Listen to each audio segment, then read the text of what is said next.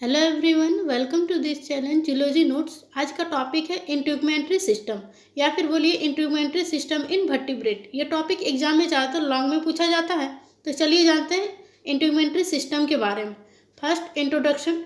The integumentary system is the largest organ of the body that forms a physical barrier between the external environment and the internal environment that is serve to protect and maintain.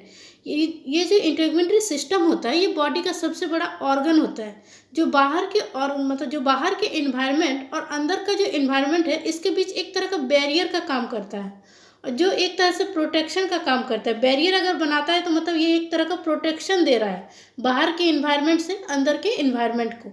The integumentary system includes the epidermis, dermis, hypodermis, associated gland, hair and nails. इस system में epidermis, dermis, hypoepidermis, associated gland, hairs और nails शामिल है। ये barrier के अलावा ये system क्या काम करता है, तो ये सिस्टम जो होता है बॉडी के टेम्परेचर को या फिर विटामिन सिंथेसिस, फिर सेंसेशन का पता लगाने जैसा बहुत तरह का कॉम्प्लेक्स काम ये इंटीग्रेटरी सिस्टम करता है। The integumentary system is composed of the following parts. ये सिस्टम बहुत से भाग से बना होता है। ये सिस्टम जो होता है ये बहुत से पार्ट से बना होता है। तो क्या क्या होता है वो पार्ट्स? पहला स्किन होगा, उसके बाद स्किन अपेंडेजेस होता है जिसमें हेयर्स, आयन, nails, sweat gland, sebaceous gland. उसके बाद थर्ड है subcutaneous tissue and deep fascia and fourth breast. Structure of integument. Integument का स्ट्रक्चर कैसा होता है? The skin of all vertebrate is multicellular and having two layers. जितने भी vertebrates होते हैं उसका जो स्किन होता है वो मल्टी सेलुलर होता है, मतलब दो से अधिक लेयर का वो बना होता है। उसका सेल जो होता है वो दो से अधिक लेयर का होता है और इसका उसके जो होता है वो दो लेयर का होता है। पहला, an outer epidermis developed from ectoderm. पहला क्या होगा? आउटर एपिडर्मिस जो एक्टोडर्म से डेवलप्ड होता है। और second, an inner dermis derived from mesoderm. और दूसरा जो होगा वो मेसोडर्म से ड्राइव्ड होता है जिसको बोला जाता है इनर डर्मिस। पहला epidermis. Epidermis is a stratified epithelium, it has two region. Epidermis जो होता है वो स्ट्राटिफाइड एपिथेलियम होता है, मतलब कि ये जो होता है ये एक तरह का स्ट्राटिफाइड एपिथेलियम होता है, मतलब ये सेल का या फिर दो से अधिक दो से अधिक लेयर का ये बना होता है।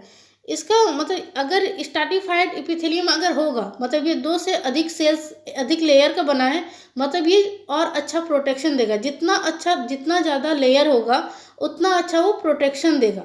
तो ये दो से अधिक लेयर का बना होता है। First, the outermost region. इसका दो रीजन होता है। पहला, the outermost reason.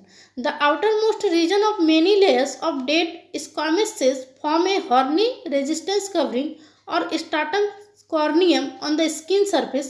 Its cell accumulate a horny protein called keratin. इसका जो आउटर मोस्ट रीजन होता है वो बहुत से डेड और स्क्वामस सेल का बना होता है जो फॉर्म करता है हॉर्नी रेसिस्टेंस कवरिंग का एक तरह का स्टार्टम कॉर्नियम स्किन सरफेस पर। इसका सेल एक्यूमुलेट करता है हॉर्नी प्रोटीन को जिसको केराटिन कहा जाता है। The keratinized stratum corneum provide protection against mechanical injuries, fungal bacterial attack and loss of moisture. ये क्या करता है? जो केराटिनाइज स्टेटम होता है वो क्या करता है? ये प्रोवाइड करता है प्रोटेक्शन किससे? तो मैकेनिकल इंजरीज के अगेंस्ट, और ये बैक्टीरियल अटैक से भी ये बचाता है। इसके बाद आपको एक फिगर ड्रॉ करना है, उसमें नीचे लिखना है TS of skin in mammals. ये फिगर आपको ड्रॉ करना है। याद रखिएगा फिगर आप कलर पेन से ही बनाइएगा क्योंकि कलर पेन से बनाने से ज़्यादा अच्छा मार्क्स मिलता है।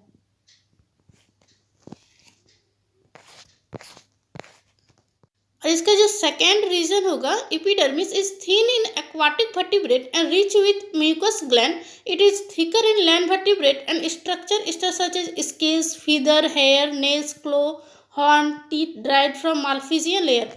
एपिडर्मिस जो होता है वो बहुत ही पतला लेयर का होता है एक्वाटिक वर्टिब्रेट में। वैसा वर्टिब्रेट जो पानी में रहता है उसका जो लेयर होगा वो बहुत ही पतला होता है और उसमें क्या होगा? सबसे ज़्यादा म्यूकस ग्लैंड होगा। और जो लैंड वर्टिब्रेट होता है वैसा वर्टिब्रेट जो ज़मीन में रहता है उसको लैंड वर्टिब्रेट बोला जाता है। उसका जो स्किन या फिर उसका जो लेयर होगा वो बहुत ही थिक होगा, मोटा होगा। उसके स्ट्रक्चर क्या क्या होगा? तो स्केल्स होगा, फीदर होगा, हेयर्स होगा, नेल्स होगा, क्लॉ होगा, फिर हॉर्न्स होगा, टीथ होगा। ड्राइव जो कहाँ से ड्राइव्ड होता है, मालफिजियन लेयर से ड्राइव्ड होता है। सेकेंड है डर्मिस और corneum. It is inner layer of skin. ये क्या होता है, ये इनर अंदर का लेयर होता है स्किन का। It is compose of fibrous connective tissue and contains many blood capillaries, lymph vessel, nerve fibres etc। ये जो होता है ये बना होता है कनेक्टिव टिश्यू का, जो कंटेन करता है ब्लड कैपिलरीज को, लिम्फ वेसल्स को, नर्व फाइबर्स को, और भी बहुत कुछ ये कंटेन करता है। Fat may accumulate as reserve food in special cell adenocytes in deeper parts of dermis and in the subcutaneous tissue। Fat जो होता है ये डर्मिस के गहरे हिस्सों और चमड़ों के नीचे और टिश्यू के स्पेशल सेल्स एडिनोसाइट में रिजर्व फूड के रूप में जमा हो सकता है। इसके स्किन का जो होगा, जैसे इसका स्किन जो होगा इसमें फैट क्या होगा, डर्मिस के गहरा हिस्सा जो एक स्पेशल टिश्यू या फिर स्पेशल एडिनोसाइट से जो होता है उसमें रिजर्व फूड जमा होता है। Function of integument. इंटीग्यूमेंट का क्या क्या फंक्शन होता है। पहला, physical protection. The integumentary is the covering of human body. Its most apparent function is physical. Integumentary system जो होता है वो एक तरह का कवरिंग का काम करता है, जो काम करता है बैरियर की तरह, और बाहर के बैक्टीरियल इन्फेक्शन से ये सबसे ये बचाता है। इंटीग्यूमेंट सिस्टम एक फिजिकल प्रोटेक्शन की तरह काम करता है। Immunity. The skin is the body first line of defense as it acts in the physical barrier that prevent direct entry of pathogens। Skin जो होता है बॉडी का ये पहला लाइनिंग होता है जो डिफेंस सिस्टम की तरह काम करता है, जो फिजिकल बैरियर से बचाता है, जो क्या करता है वो पैथोजेंस, जो बाहर में जो पैथोजेंस होते हैं, बैक्टीरियल्स होते हैं, वो सबको डायरेक्ट एंट्री से वो बचाता है, वो किल करता है एक तरह से। अगर डायरेक्ट एंट्री अगर पैथोजेंस आपकी बॉडी में करे तो स्किन क्या करता है, उसको किल करता है। थर्ड है excretion. Excess of water, salt and urea are also eliminated in sweat shedding of skin during echidiasis। also get rid of some metabolic waste। ये क्या करता है, ये एक तरह का एक्सक्रिएशन का भी काम करता है। स्किन जो होता है जैसे स्वीट ग्लैंड से ये करता है वाटर को, सॉल्ट को और यूरिया को बाहर निकालने में, एकिडाइसिस प्रोसेस के दौरान ये यूरिया, सॉल्ट ये सब को बाहर निकालने में ये हेल्प करता है। Memory gland manufacture milk for nourishment of young. Memory gland जो होता है एक तरह का इंटीग्रेटेड सिस्टम का एक पार्ट होता है। ये क्या करता है, मिल्क का मैन्युफैक्चरिंग करता है, जो नरिशमेंट देता है यंग्स को।